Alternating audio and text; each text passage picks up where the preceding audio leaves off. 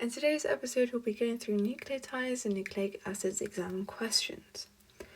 How I'm going to go about this is that I'm going to show you from start to finish how I'm thinking, approaching and writing my answer, and then we'll compare the mark scheme.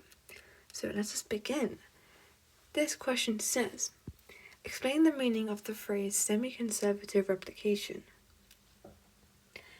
It's a definition question, so make sure you write the answer down somewhere and keep memorizing it until your exam, because these are just the easiest marks, to be honest. That was in DNA replication, right? Unwind and unzip the DNA molecule, and then both those strands become template strands, and then the free DNA nucleotides essentially bind by complementary base pairings to both those template strands, and that forms DNA. So if you forget a definition, go back to the process and you'll find the answer. Next question. It says state 2 other enzymes involved and describe their functions. So they said about DNA ligase, but we need to say about 2 other enzymes. There's one thing I actually wanted to mention about DNA ligase, right? This enzyme, back in AS, I used to think, yeah, OCR A is never going to use DNA ligase. This is not our spec. This is more for Edexcel specification sort of enzyme. But I was wrong, because in A2, DNA ligase forms a very pivotal role in one of the processes in cloning and biotech. So don't disregard DNA ligase, okay? Because you're going to need it in A2. But in AS, you don't need it. You think of DNA helicase and DNA polymerase. And then I would just describe the function. So what do they actually do?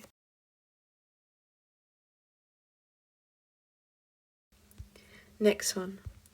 So for this practical, it's not essentially on the specification, but there's loads of times where it actually comes up as an exam question like this.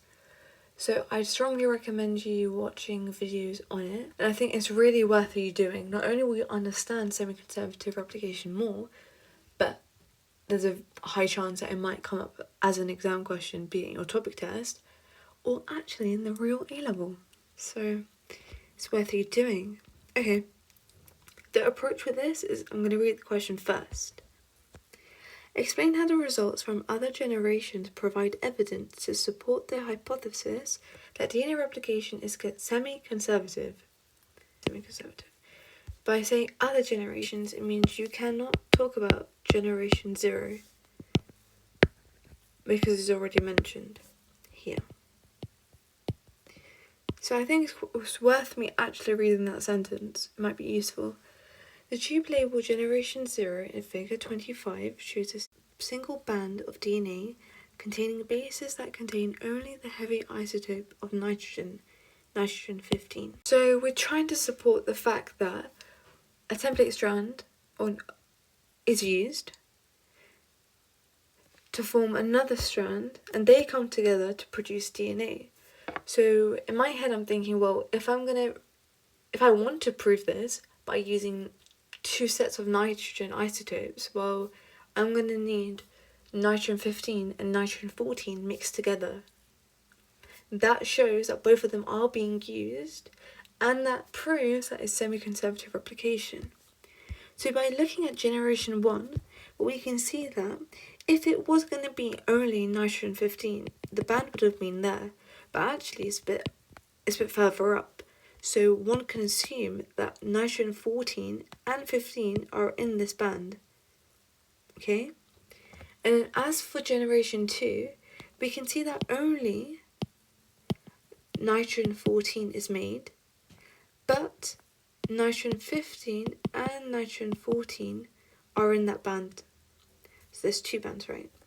And then here is only nitrogen 14, and this is nitrogen 15 and nitrogen 14.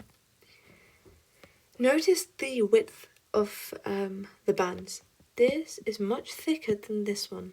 Why? It's because after all those generations, 10 generations, so 10 lots of DNA replication, there is more nitrogen 14 present, because nitrogen 15 is essentially run out.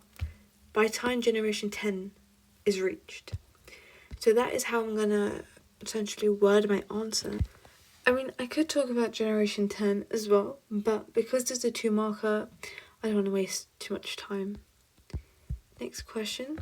Outline how the process of DNA replication is completed following the pairing of nitrogenous bases. Here's a very important exam technique. If this says following the pairing, right, it means it does not matter whether the information you say is correct. You cannot talk about anything that happens before the nitrogenous base pairings, okay? Because you're not going to get any marks from it. DNA polymerase is used to form the sugar phosphate backbone. DNA winds into its double helix structure and forms DNA, right? Because that's how it's presented, as a double helix. Now it's your go. Try some questions and let me know how it goes.